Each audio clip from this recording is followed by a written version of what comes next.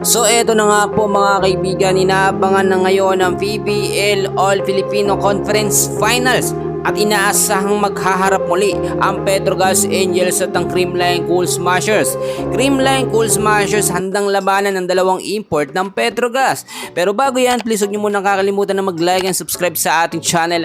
Maraming salamat po mga kaibigan. Nakita naman natin may secured na slot na ang Petrogas sa finals matapos po nilang talunin kahapon ang Chocomucho Flying Titans. Ilang set lang din yun mga kaibigan.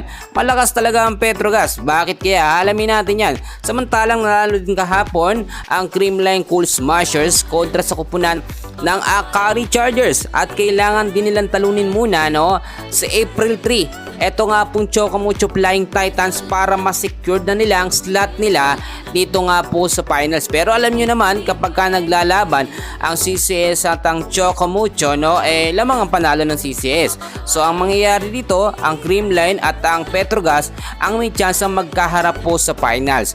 Pero eto na naman tayo.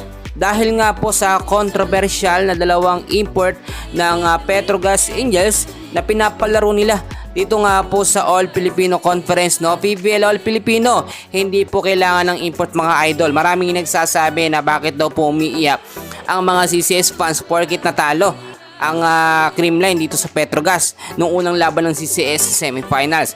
So hindi naman natin sinasabing umiiyak ang mga CCS fans, bagkus hindi lamang tinotolerate yung ganitong klaseng sistema.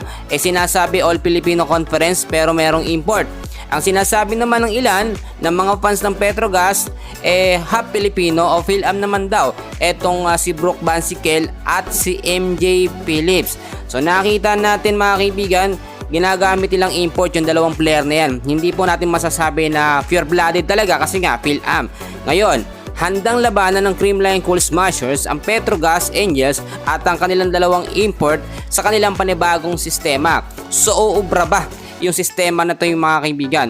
Alam naman natin na ang Creamline Cool Smashers kapag ka natatalo sila sa kanilang kalaban, pinag-aaralan nila kung saan sila nagkakamali, kung ano ang problema. Well, nakita natin so far nung huling laban nga po ng Petrogas at ng CCS, nagkaroon din ng maraming errors ang Creamline Cool Smashers. At ang starting 6 lineup at hindi masyadong naging effective. So nawala yung momentum pagdating nga po ng sumunod na mga set.